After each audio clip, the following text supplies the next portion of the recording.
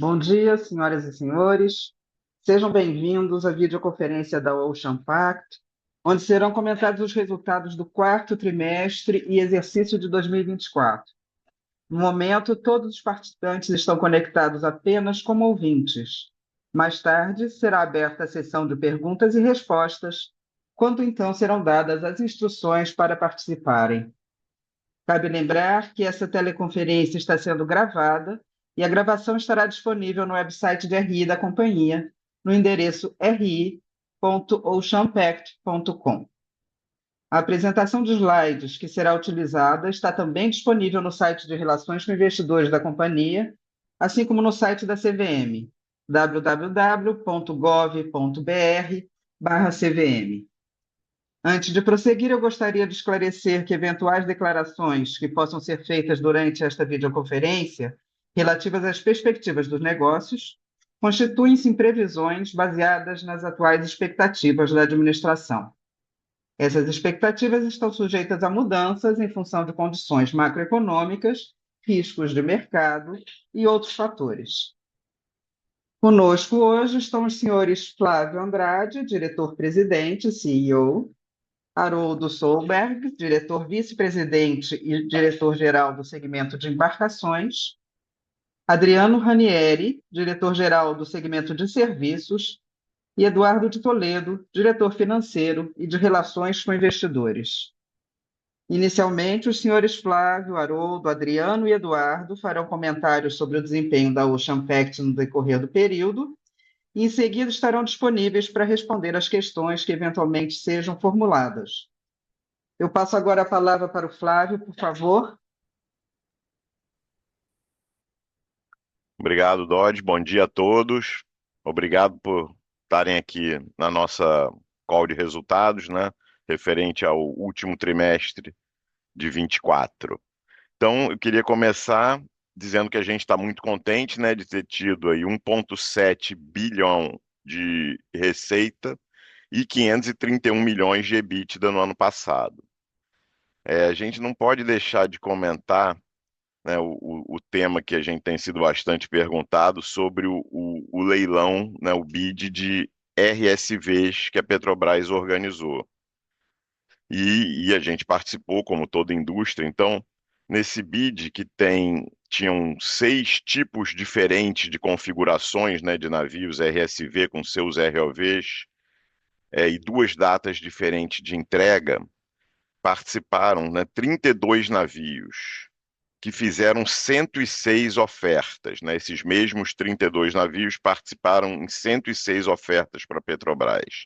Desses 32 navios, 21 já fazem parte da frota da Petrobras de RSVs, sem contar 4 que fazem parte da frota em outras categorias de barco, né? Que possivelmente vão ser adaptados aí.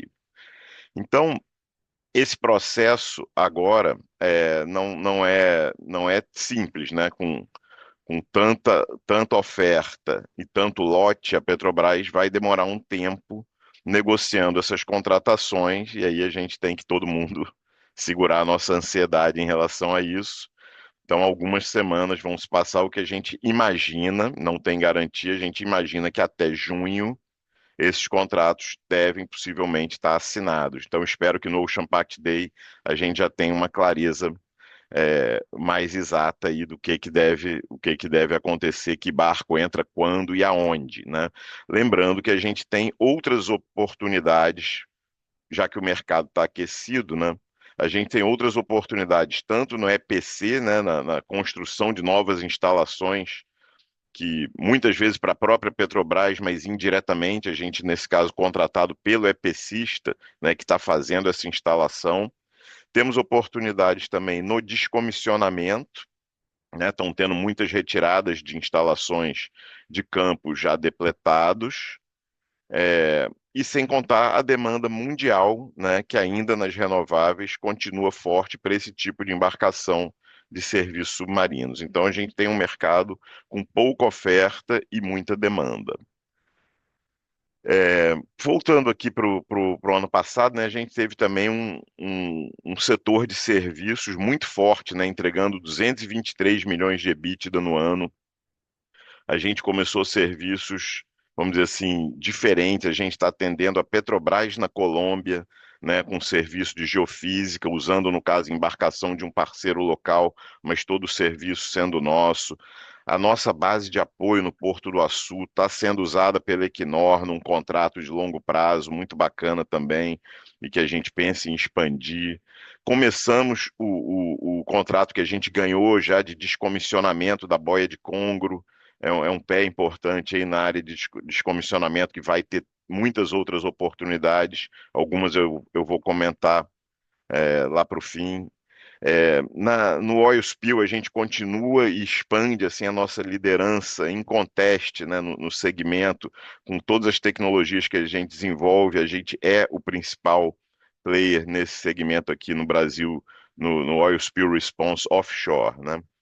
Então, vamos passar aí para os destaques, eu acho que eu falei já muito. Vamos lá. Bom, a gente teve então no ano é, adição ao nosso backlog de 1,1 bilhão, no trimestre, né? No último trimestre a gente adicionou ao nosso backlog 1,1 bilhão em novos contratos. A diária média das nossas embarcações subiu para R$ 165 mil por dia, é um crescimento aí de 20% em relação ao ano anterior. Tivemos uma receita líquida de 459 milhões e um EBITDA de 146 milhões. Agora eu gostaria de chamar o Haroldo para apresentar os destaques aí do segmento de embarcações. Obrigado, Flávio. Bom dia a todos. Vou falar sobre os principais destaques operacionais do quarto trimestre de 24 do segmento de embarcações. Começando aí pelo mapa de taxa de ocupação, nós fechamos o quarto trimestre com 82%. E como principais acontecimentos nesse período, eu destaco em azul no mapa, que tivemos duas embarcações em docagem, o Abrolhos e o Ilha de Cabo Frio.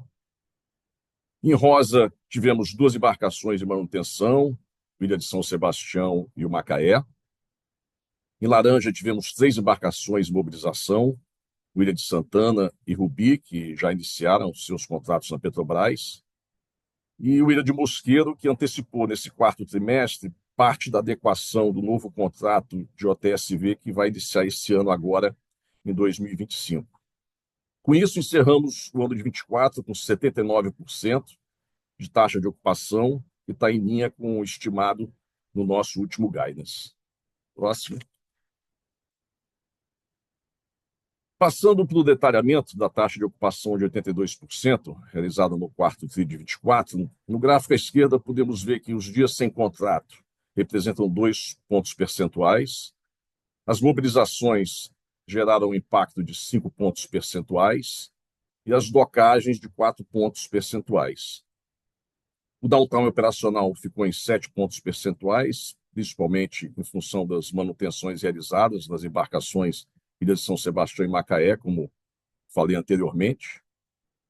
Já no gráfico à direita, podemos observar uma redução dos dias ocupados em relação ao trimestre do ano anterior, variação essa causada pela maior concentração de docagens e mobilizações que tivemos.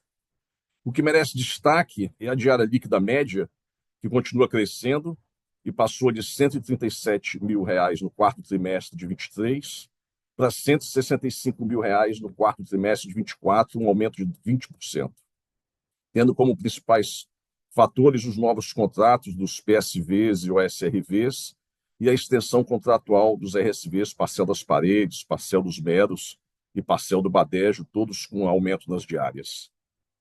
Próximo. Falar agora do resultado do segmento de embarcações. Nossa receita líquida passou de 259 milhões no quarto TRI de 23 para 288 milhões em 2024, um aumento de 11%. Fechamos o ano de 2024 com uma receita líquida de 1 bilhão e 26 milhões, um aumento de 7% em relação a 2023.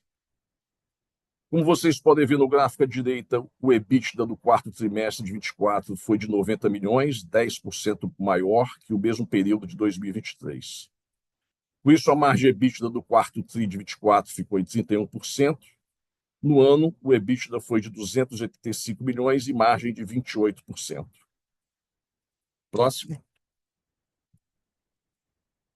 Para finalizar, vamos apresentar a melhor estimativa da taxa de ocupação para 2025. Esse mapa pode sofrer alterações. Ele representa um cenário intermediário, já que as negociações do PID de RSV estão em andamento com a Petrobras. A taxa de ocupação projetada é de 82%, influenciada principalmente pelas mobilizações e docagens ao longo do ano. Estamos trabalhando com o cenário de termos 4 mobilizações, uma para o contrato já assinado de OTSV, o Ilha do Mosqueiro, e outras 3 mobilizações ainda não assinadas dos RSVs, que iniciam a mobilização no fim desse ano. Assim como aconteceu com os PSVs, o SRVs e o Ilha do Mosqueiro em 2024, esses novos contratos nesse cenário possuem o potencial de gerar para a companhia um aumento relevante das taxas diárias. Passo a palavra agora para o nosso diretor do segmento de serviços, o Adriano Ranieri. Obrigado, Haroldo. Bom dia a todos. Bom, no segmento de serviço, a gente teve um bom quarto trimestre em 2024, conforme esperado. Destaque aí para a nossa unidade de subsídio Ciência, atingindo 113 milhões de receita, um crescimento de 27%, tanto quando comparado com o mesmo trimestre do ano anterior, como acumulado ano contra ano. Nossa unidade de oil spill obteve receita de 28 milhões, uma queda de 14% em relação a 2023. Foi uma variação normal, dado a receitas provenientes de contratos curtos.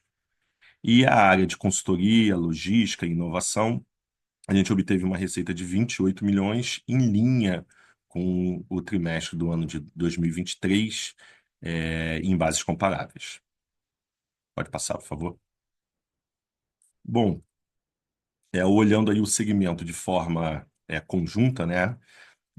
A gente obteve a receita de 169 milhões, 12% de crescimento em bases comparáveis, obtendo um EBITDA no quarto trimestre de 56 milhões, com margem de 33%. O EBITDA acumulado em 2024 do segmento de serviço foi de 223 milhões, um crescimento de 50% em relação ao ano anterior. Passo aí a palavra para o Edu. Obrigado, Adriano. Bom dia a todos. Prazer estar falando com vocês aí novamente. Começar aqui pelos números consolidados da Ocean Pact. Nós atingimos no quarto trimestre de 24, uma receita de 459 milhões de reais, um crescimento de 15% em relação ao mesmo período do ano passado, em bases comparáveis. Em termos de EBITDA, o nosso EBITDA atingiu 146 milhões de reais no trimestre, um crescimento de 29% em relação ao mesmo período do ano anterior. Próximo, por favor. Falando agora dos custos, eles tiveram um crescimento de 10% em relação ao mesmo trimestre do ano anterior, atingindo 264 milhões de reais. Esse crescimento é razoavelmente inferior ao crescimento de receita, que, como eu havia dito, foi de 15%, na comparação dos mesmos períodos. O nosso G&A apresentou uma redução. Aqui tem essa questão, né? Nós temos os incentivos de longo prazo, é uma parte importante da remuneração, né, dos nossos executivos, dos nossos gestores. E esse incentivo de longo prazo, ele tem que ser sempre remensurado com o valor da ação da companhia. Então, isso causa esse tipo de flutuação. Em relação ao nosso CAPEX, ele foi de 110 milhões de reais no trimestre. Queria destacar aqui, né, o azul claro aí, que é o CAPEX de crescimento, e que nesse trimestre se refere à aquisição de 2 ROVs, que vão poder equipar os nossos RSVs nesses contratos futuros. Próximo, por favor. Falando da parte financeira da companhia, nós terminamos o trimestre, né, o quarto trimestre do ano passado, com caixa de 544 milhões de reais. Queria destacar aqui a nossa sexta debênture, a nossa sexta emissão de debêntures, no montante de 500 milhões de reais, que se deu em dezembro, né, de 24. Mais uma vez tivemos uma recepção muito boa pelo mercado, isso nos permitiu reduzir os spreads, né, das nossas emissões, dessa emissão em relação às anteriores, também uma melhoria de prazo médio, então foi uma emissão bastante boa, enfim, mostrando a evolução, né, da percepção do mercado em relação ao nosso risco. Em relação ao capital de giro, tem uma demanda aí no trimestre de 88 milhões, mas ela se deve basicamente ao crescimento da receita nesse trimestre e dos resultados. Finalmente, em relação à nossa dívida líquida, ela terminou o ano em 1 bi 125 e o nosso indicador dívida líquida EBITDA se situou em 2 vezes. Volto agora a palavra para o Flávio para a continuidade da apresentação. Obrigado, Eduardo. Bom, falando um pouquinho, como eu já tinha mencionado, o nosso adição ao backlog, né? A gente adicionou 1,1 bilhão ao backlog, boa parte disso no navio Ilha do Mosqueiro, e é interessante a gente ressaltar que esse navio tinha perdido o bid anterior, onde ele participou, aí o contrato dele sofreu uma extensão, e no bid seguinte a gente ganhou com um aumento de cerca de 50% em relação à taxa vitoriosa no bid que a gente perdeu. Então, demonstrando aí uma tendência importante e uma ação certa nossa nessa escolha. Mas é isso. Vamos no próximo slide, por favor. Bom, esqueci de mencionar o total, né? O total, então, do nosso backlog está em 3,7, né? Em dezembro de 24, 3,7 bi. Desculpa aí. Vamos no próximo, por favor. Bom, como a gente sempre menciona aí nesse slide de sustentabilidade e inovação, eu acho que um destaque esse ano está para o prêmio que a gente ganhou lá do Offshore Support Journal, né, que na conferência anual dele em Londres deu para a gente o prêmio Inovação do Ano pela nossa plataforma Ocean Pact Digital, né, que essa plataforma integra dados ambientais, né, dados meteocenográficos, informação sobre os navios, informação sobre o fundo do mar, né, todas as redes que estão instaladas lá, todos os blocos de petróleo, cada navio que transmite sua posição por AIS está lá nessa nossa plataforma digital. É um verdadeiro digital twin, né, do que está acontecendo no mar aqui nas nossas bacias. E com as facilidades de medição de corrente superficial e simulação de deriva de óleo, ou de quando acontece um incidente, um homem ao mar ou qualquer coisa dessa, a gente ter esse campo de corrente medido e os modelos rodando com a assimilação desses dados, é um troço realmente muito, muito diferente que a gente conseguiu construir ao longo do tempo e que é um diferencial muito bacana para a gente. A gente já tem aí cerca de 10 clientes pagando para usar a nossa plataforma, e isso deve continuar crescendo. Ele é praticamente o standard para exercícios simulados, acompanhados pelo IBAMA remotamente. Todo mundo usa essa nossa plataforma, é a única capaz de fazer esse tipo de acompanhamento. Então, ficamos muito contentes. Próximo slide aí, por favor. Mais um. Pois acho que as nossas considerações finais, né, em- em- no mercado, a gente continua vendo o mercado aquecido, tem o bid de RSVs aí em andamento, a gente não pode comentar muito mais do que a gente já falou. A gente está com uma licitação no formato de encomenda tecnológica para desenvolvimento de uma embarcação não tripulada, né, operada remotamente, claro, coisa que a gente vem é, falando aqui, acho que desde o IPO, que em algum momento ia acontecer, a gente não sabia se ia ser em 5, 10 ou 20 anos, está acontecendo aí antes dos 5, né, começando a acontecer. Os bids de descomissionamento, tanto na Petrobras como nas IOCs, e independentes estão acontecendo, né? Eles já foram adiados tantas vezes, mas estão de fato acontecendo, né? A gente ganhou o da Boia de Congo, está executando, não era não muito grande, agora tem outros grandes acontecendo. A nossa frota, né, como eu acabei de comentar no caso do Ilha do Mosqueiro, a gente tem recolocado em novos contratos, sempre com aumentos importantes na taxa, né? E a nossa expectativa é que o BID de RSV repita isso. E a nossa estratégia de seletividade de contratos, acho que está bem clara, inclusive na nossa não participação no BID de construção, né, por uma série de fatores. Eu sei que isso sempre gera perguntas aqui, é, mas juntando a dificuldade com os estaleiros, as questões do nossa estrutura de capital e a confirmação desse crescimento duradouro nas taxas diárias levam a gente a estar bem cauteloso nesse tipo de decisão. Mas é isso aí, muito obrigado. Eu acho que vamos lá para as perguntas, né? Isso, Flávio. Vamos agora então iniciar a sessão de perguntas e respostas. Para fazer uma pergunta, utilize o botão de Q&A, QIA do aplicativo, clicando no ícone localizado na parte inferior da sua tela. Caso queira participar por áudio, apenas escreva nesse campo do Q&A que gostaria de fazer uma pergunta e o seu microfone será aberto posteriormente, quando o seu nome for anunciado. A pergunta pode também ser enviada por escrito, sendo diretamente digitada nesse campo de Q&A, QIA, embaixo da tela. Nós já temos uma primeira pergunta de Gustavo Salika, do Bradesco BBI, que vai fazer por voz. Bom dia a todos, obrigado por pegar minha pergunta. Minha primeira pergunta, né, seria sobre a fala do Haroldo, né, que comentou que a utilização de 82% seria um cenário intermediário, né, do BID da Petrobras.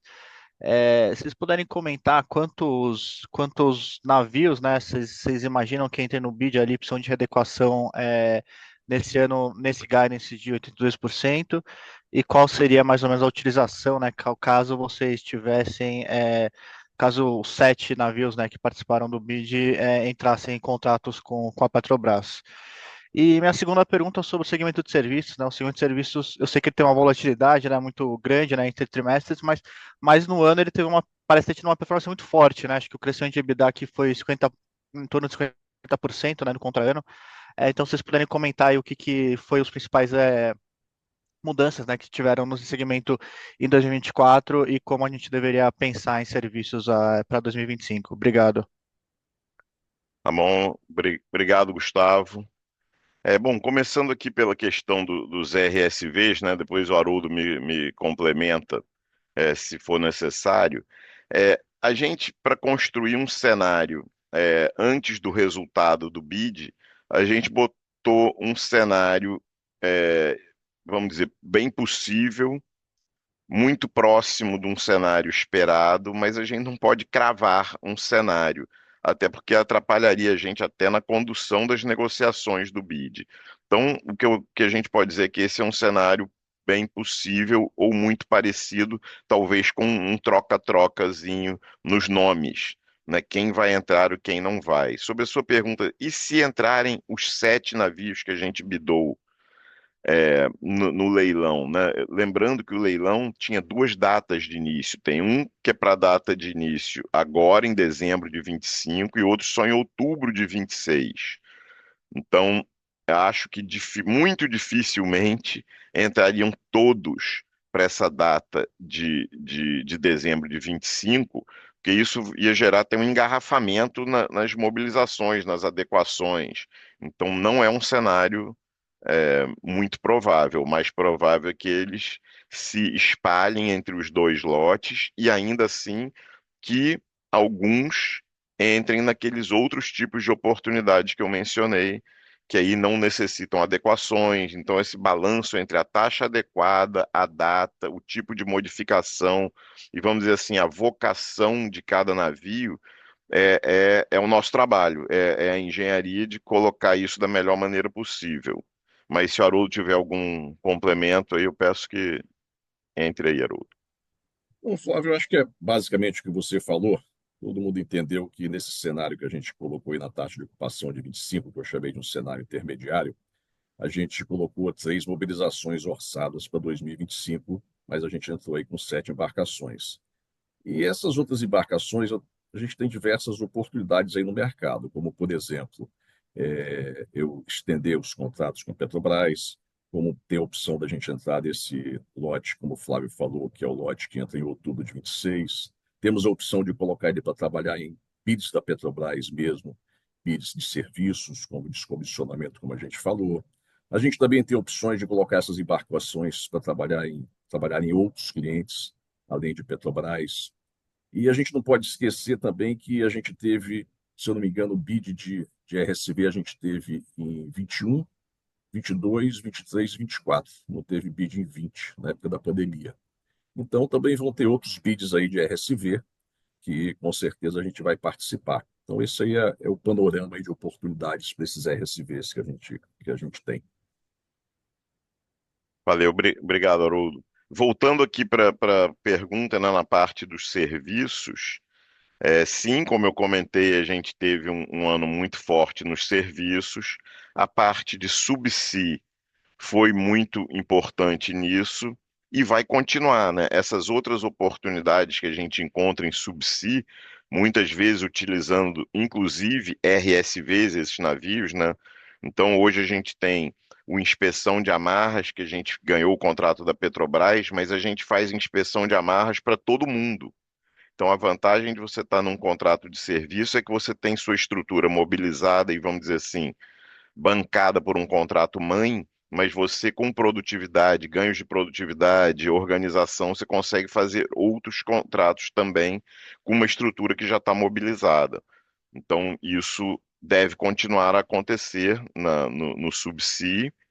E, como eu mencionei, esses outros serviços, né, a base de apoio logístico para a Equinor, ela está se expandindo. Ela começou atendendo bacalhau, ela atende outras coisas da Equinor e a gente está sempre aumentando áreas, construindo novos galpões, né, montando galpão lonado para uma área de 3 mil metros quadrados que precisa por um certo período de tempo, aí depois vira para sempre. A gente tem reserva de área vizinha à nossa área, direito de preferência em outra. Então, a gente tem esse tipo de possibilidade nos serviços que vão ajudando, inclusive, as nossas embarcações a ficarem mais bem posicionadas para se manterem ocupadas, mesmo num momento futuro que venha a chegar de uma menor demanda para embarcação. Se a sua embarcação oferece serviços, também a gente fica muito mais bem posicionado. Isso a gente aprendeu no passado, lá em 2015, 16, 17, quando todo mundo sofria, a gente crescia em número de embarcações atuando, né? Espero ter coberto aí suas perguntas. Não sei se esqueci algum item. Não, claro, claro. Claro, Flávio, obrigado. Ficou super claro. Valeu. Próxima pergunta é de Eric de Mello, do Itaú BBA, também será feita por voz. Oi, pessoal, bom dia. Primeiro, obrigado aqui, parabenizar pelo bom momento. Do nosso lado vão ser duas perguntas também. A primeira eu queria abordar aqui um pouco sobre o Meros. É um barco aqui que a gente deve ter o fim do contrato, se não me engano, em abril desse ano. E eu queria entender como que está a expectativa aqui para o barco, como estão as negociações com a Ávila aqui em relação ao freitamento da embarcação e como que a gente deveria ver essa embarcação aqui ao longo do próximo ano, tá? E aí, em relação à minha segunda pergunta, a gente teve alguns avanços nas contingências dos claims, né, na sexta-feira, e eu queria entender um pouco como vocês estão vendo aqui os tempos em movimentos das duas causas, se eventualmente com o depósito judicial da Petrobras do valor incontroverso, né? Se eventualmente a companhia já consegue ter alguma utilização daquele valor, mas mais entender aqui os tempos e movimentos da companhia com os avanços de sexta. Obrigado. Obrigado, Eric. Bom, vamos lá. O Meros, como você bem falou, um navio afretado, cujo contrato termina. A gente está em negociações, e como a gente botou ele aqui no mapa, né, que o Haroldo apresentou, é porque a gente tem muito boas indicações de que vai dar certo.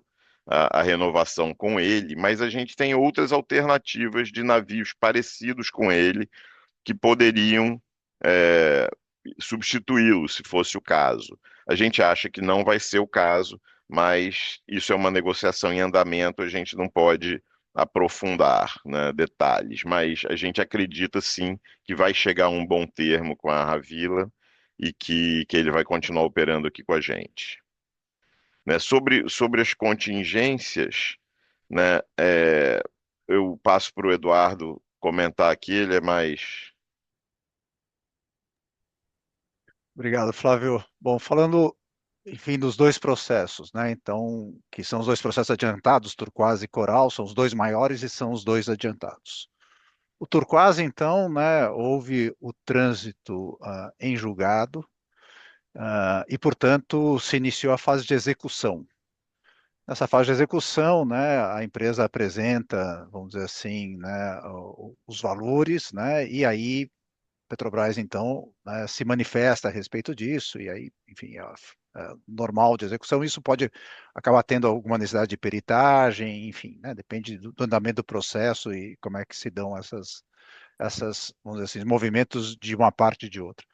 Do nosso lado, como vocês sabem, né, nós fizemos uma venda parcial, né, desses claims para um fundo, portanto, todos os nossos movimentos, né, são feitos de acordo, né, em comum acordo aí com as partes.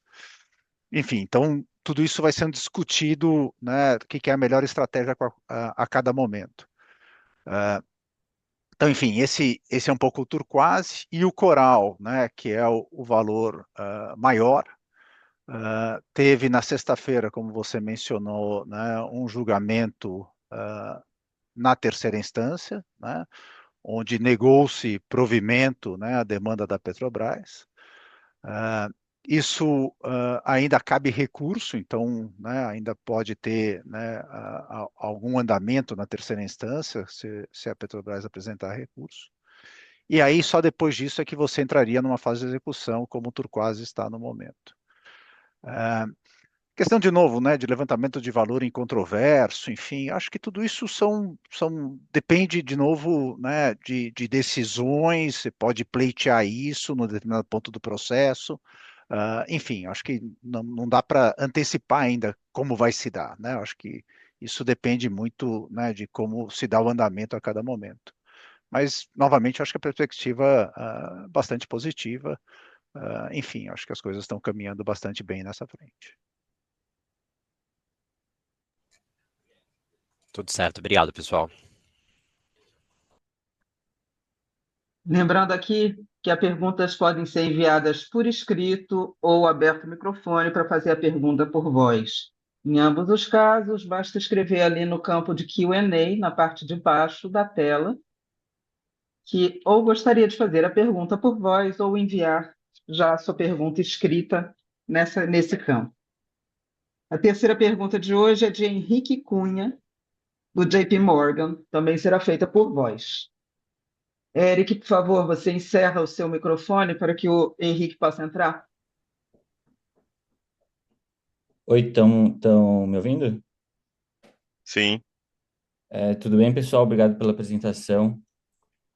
Teria uma pergunta aqui, mais na parte de custo. Na parte de receita está mais dado, né, que a gente vai ter uma melhora, tem a entrada das novas embarcações com as daily rates mais fortes. Mas no lado de custo, assim, o que a gente pode esperar de surpresa? O que vocês estão vendo aí no cenário de input para vocês? Obrigado.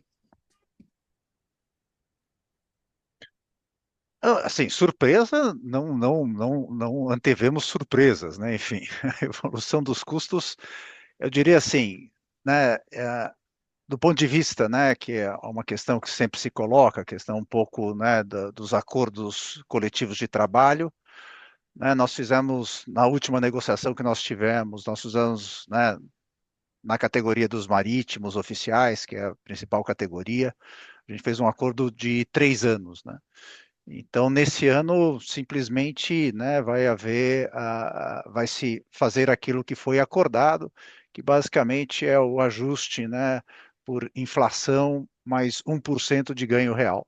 Isso foi o que foi acordado e agora só vai se implementar aquilo que foi acordado.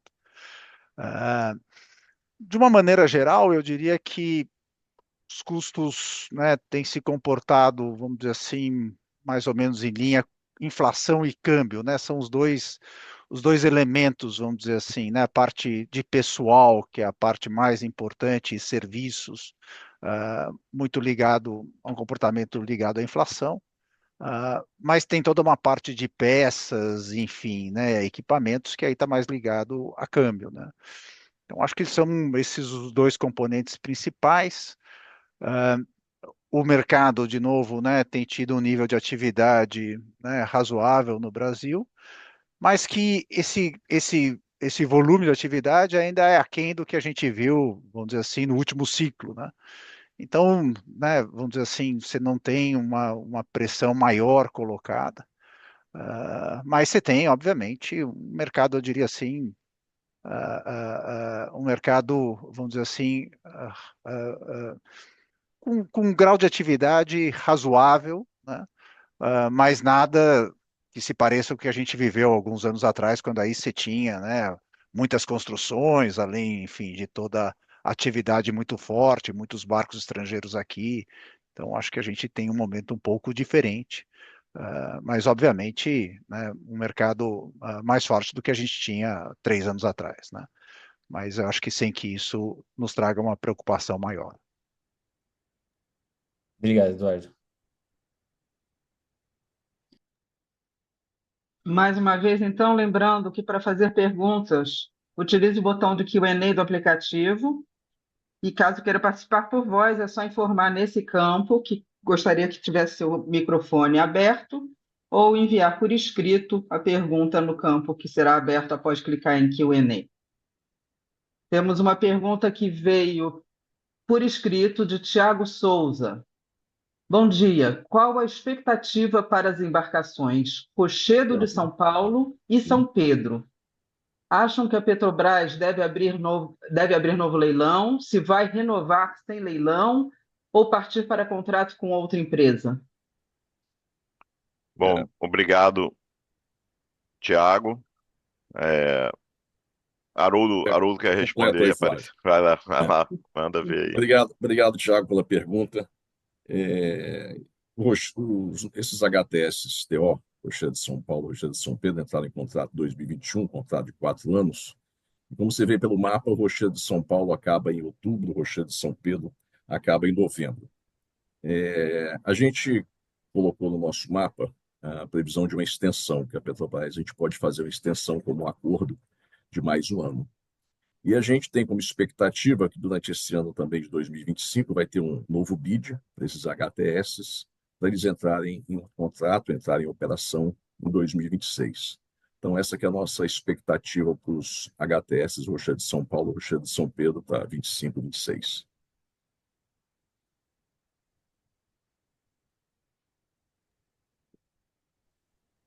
Reforçando, então, mais uma vez, para fazer pergunta, use o botão do Q&A na parte de baixo do aplicativo à direita, podendo escrever a pergunta ali diretamente ou solicitar a abertura do seu microfone para fazer uma pergunta por voz.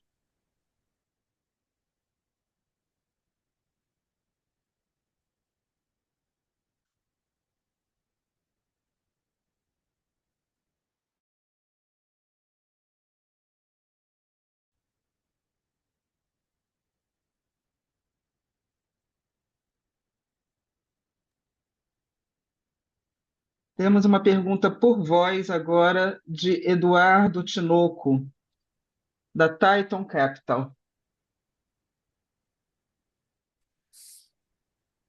Oi, pessoal. Bom dia. Obrigado aí por pegar a minha pergunta e parabéns aí também pelos resultados do trimestre. É, acho que aqui do meu lado, o que eu queria tentar pegar uma sensibilidade com vocês era basicamente em que momento vocês acham que a gente está na curva dos preços das diárias, né? Acho que lá atrás vocês falaram E a gente acabou vendo tudo isso se realizando, né, de que a gente iria ter essa reprecificação, que a demanda estava aquecida, e a gente está vendo isso tanto nos leilões que ocorreram no ano passado, quanto esse agora ainda que não tenha sido finalizado, né, no começo desse ano. Mas como vocês estão enxergando, o quanto vocês acham que poderia ter espaço para essas diárias andarem, ou vocês acham que já chegou num nível, vamos dizer assim, de estabilização e a gente já não deveria ter essas pedaladas tão grandes olhando para frente? Bom, obrigado, Eduardo.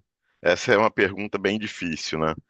É, a gente está vendo, a gente já viu no passado, né, que quando a indústria precisa dos equipamentos e equipamentos que demoram para ser feitos, construídos, não tem à venda na prateleira, os preços podem subir muito, muito mesmo. Mas, por outro lado, aqui o nosso principal cliente, né, a Petrobras, tem o costume de oferecer contratos longos. Não é exatamente assim, em outros lugares, né? Então, o mercado em outros lugares, eu diria que é mais volátil. O nosso mercado é menos volátil. A Petrobras se planeja muito bem, como ela tem a maior parte da produção, ela precisa manter isso funcionando e ela se planeja bastante bem para que não faltem embarcações para ela. Então, eu acho que ainda tem espaço para crescimento nas diárias, sim. Eu acho que essa diária atual ainda está longe da diária que justifique uma nova construção. Eu sei que vocês podem dizer que, como é que a Petrobras fez o bid e teve gente botando o preço lá? Eu acho que eu não consigo responder pelos outros, mas por nós, fazendo a nossa conta, mesmo com financiamento do Fundo de Marinha Mercante, repassado pelo BNDES e com um contrato de 10 ou 12 anos, eu acho que as taxas precisam crescer bastante para chegar num nível que torne interessante esse aumento da oferta, né, na frota. E a maioria dos armadores está meio agindo que nem a gente, como a gente pensa, né, no mundo. Então está todo mundo construindo muito pouco, menos do que o que está tirando de atividade. Então a oferta não está crescendo. E nesse cenário, eu acho que as taxas continuam com uma tendência de subida. É, e aqui na Petrobras, eu acho que é uma tendência de subida não maluca, não dobrar, nem fazer nenhum movimento brusco, porque ela se planeja muito bem e faz as contratações de forma organizada. Então, eu acho que temos um bom cenário. Ao mesmo tempo, as independentes, né, e as menores e as IOCs estão ficando preocupadas com faltar embarcação para elas e também estão se antecipando nesse movimento, o que gera uma puxada para cima também nas diárias, né? O importante para as empresas é não faltar navio para que ela cumpra as obrigações dela de inspeções, de transporte, tudo que ela precisa. Um outro componente disso é um fortalecimento dos serviços, né? Um jeito de economizar a embarcação na frota afretada é repassar para contratação via serviços de coisas que ela consegue medir com facilidade. E que, como, por exemplo, o que a gente tem de inspeção de amarra, de descomissionamento, é muito fácil medir, né? Você tem que ir lá no fundo do mar e tirar aquilo tudo e dar a disposição final. Não dá briga, não dá confusão. Então, esse tipo de trabalho, a tendência de repasse para a área de serviço é importante, mantendo assim uma subida, vamos dizer, menos íngreme nas diárias, mas acho que ainda subindo. Mas isso é um palpite meu, né? Se Eduardo ou Haroldo quiserem comentar aí, fiquem à vontade.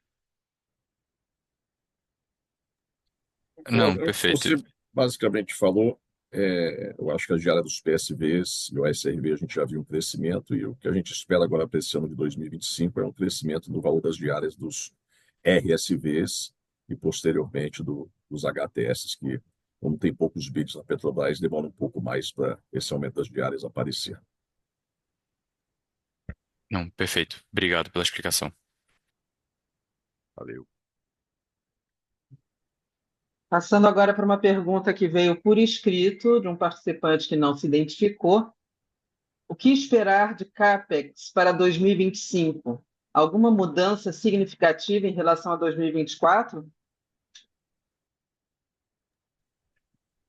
A questão do CAPEX, né, eu acho que tem a mesma incerteza um pouco que a gente tem no mapa, né? Novamente, a gente colocou um cenário aí que a gente acha bem plausível, né? Mas que está sujeito, obviamente, a como se dá, né? A como evolui as negociações e mesmo a data efetiva de início dos novos contratos, isso pode cair um pouco mais esse ano, um pouco mais ano que vem, enfim, acho que tem vários elementos ainda em aberto. Acho que a questão, assim, de qualquer maneira, né, como a gente tem um mercado muito positivo, com muitas oportunidades, ah, enfim, a quantidade de capex vai estar diretamente relacionada à atratividade desses novos contratos, né? Então, nós só teremos capex, né, se houverem novos contratos atrativos. Enfim, então acho que estamos bem calçados, né? Um capex ligado a esses novos contratos. De qualquer maneira, os anos de 24, 25 e 26, como temos, né, boa parte da nossa frota sendo renovada, nós devemos ter um patamar elevado de capex nesses 3 anos, né, que é basicamente esse capex necessário para preparar as embarcações para esses novos contratos.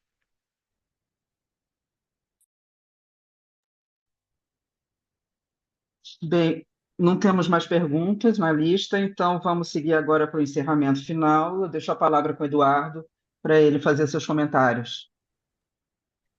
Ótimo, obrigado, Doris, obrigado a todos. Como sempre, eu procuro comentar um pouquinho sobre o nosso desempenho, vamos dizer assim, né, no trimestre que a gente está, que já estamos, né, trabalhando, aí estamos em final de fevereiro. E em relação a esse trimestre, o primeiro trimestre de 25, na parte de serviços, a gente tem um trimestre com resultados mais modestos, né?